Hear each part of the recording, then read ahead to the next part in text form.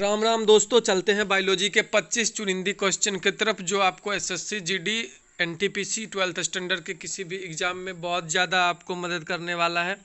और आखिरी का क्वेश्चन छोड़ दिया जाता है जिसका आंसर का इंतजार रहता है कमेंट बॉक्स में। आप आखिरी क्वेश्चन को ज़रूर देखें और कमेंट बॉक्स में उसका आंसर देते जाएं। तो चलिए बिना किसी समय लिए स्टार्ट करते हैं क्वेश्चन की तरफ। पावोक्रिस्टेसस किसका वैज्ञानिक नाम है? पावोक्रिस्टेसस किसका वैज्ञानिक नाम है? तो मोर का नाम है पावोक्रिस्टेसस। वह पक्षी जो अपने शत्रु से बचाव के लिए अपना सिर रेत में अंदर कर लेता है। शत्रु से बचने के लिए अपना सिर क्या करता है? रेत में अंदर कर लेता है। शुतुरमुर्ग ऐसा है जो रेत में अंदर सिर कर लेता है। डॉल्फिन वर्गीकृत किए जाते हैं मत्स्य में, स्तनी में, सरीसृप में, उभयचर में। तो स्तनी में डॉल्फिन को रखा गया है। निम्न में किस जंतु में अश्रु ग्रंथि नहीं होती है? जी हाँ, अश्रु ग्रंथि होती ही नहीं है तो घड़ियाल में, इसीलिए कहते हैं घड़ियाली आंसू मत बहाओ। घड़ियाल को अश्रु ग्रंथि नहीं होता है। सबसे विषैली मछली है, सबसे विषैली मछली कौन सी है? तो इसका जवाब है पाषाण मछली। सौर ऊर्जा किससे प्राप्त होती है? सौर ऊर्जा है तो सूर्य से प्राप्त होगी। पौधे की आंतरिक संरचना का अध्ययन क्या कहलाता है? पौधे की आंतरिक संरचना का अध्ययन शारीरिकी कहलाता है। खुजली का रोग स्कैबिज का कारण निम्नलिखित में कौन सा है? खुजली का रोग स्कैबिज किसके कारण होता है? जीवाणु, प्रोटोजोआ, सूक्ष्मकीट, कवक। कवक के कारण होता है। एथलीट फुट नामक बीमारी किससे उत्पन्न होती है? एथलीट फुट नामक बीमारी जो है जीवाणु, निमेटोड, प्रोटोजोआ, कवक कवक से होती है। तो चलते हैं अगले क्वेश्चन की तरफ। एक एक क्वेश्चन बहुत इंपॉर्टेंट है, एक एक क्वेश्चन पर ध्यान रखना होगा। प्रथम व्युक्त प्रतिजैविकी कौन सा था? प्रथम व्युक्त प्रतिजैविकी जो है पेनिसिलिन है। कौन सा है? पेनिसिलिन है।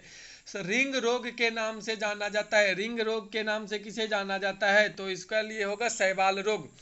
वह उत्तक जो द्वितीयक वृद्धि के लिए उत्तरदायी है, वह उत्तक जो द्वितीयक वृद्धि के लिए उत्तरदायी होता है कैम्बियम।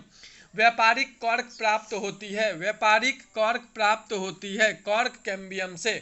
किस पादप हार्मोन के छिड़काव से अनिषेक फल प्राप्त किए जा सकते हैं? किस पादप हार्मोन के छिड़काव से अनिषेक फल प्राप्त किए जाते हैं?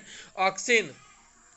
कोशिका विभाजन में मदद करने वाला पादप हार्मोन कौन सा है? कोशिका विभाजन में मदद करने वाला पादप हार्मोन जिब्रेलिन है। कोशिका के भीतर श्वसन का केंद्र होता है। कोशिका के भीतर श्वसन का केंद्र माइटोकॉन्ड्रिया को कहा जाता है। दोष युक्त वृक्क वाले व्यक्तियों के लिए अपोहन का उपयोग किया जाता है। इसमें निहित प्रक्रम है अधिशोषण, सक्रिय गमन, परासरण, वैद्युत संचरण। परासरण। चेचक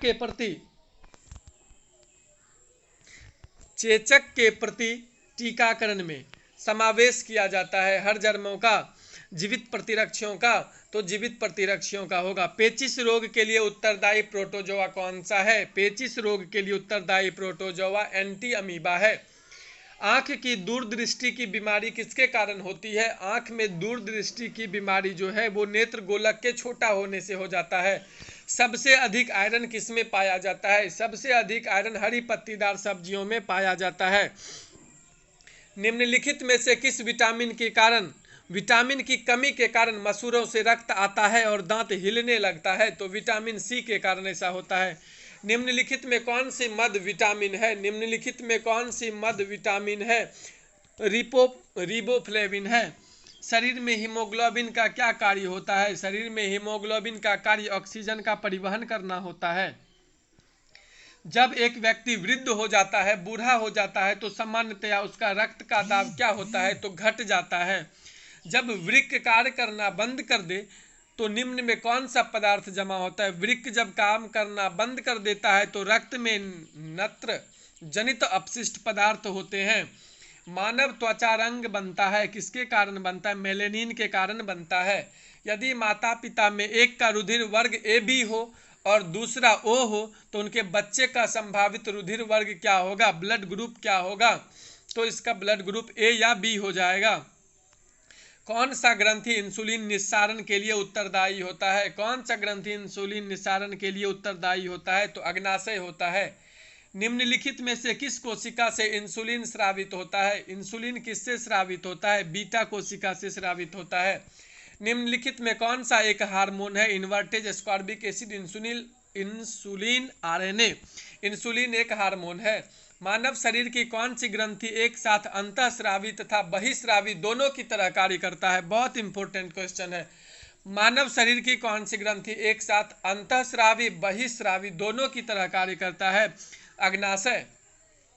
रक्त दाब का नियंत्रण कौन करता है? रक्त दाब का नियंत्रण अधिवृक्क करता है। रक्त दाब का नियंत्रण अधिवृक्क करता है। तो आखिरी क्वेश्चन जो कमेंट बॉक्स में छोड़ दिया जाता है आपके लिए, आप इसका आंसर देंगे, आपके आंसर का रहेगा इंतजार। जीवन रक्षक हार्मोन किस ग्रंथि से स्रावित होता है? हाँ जी, जीवन रक्षक हार्मोन किस ग्रंथि से स्रावित होता है?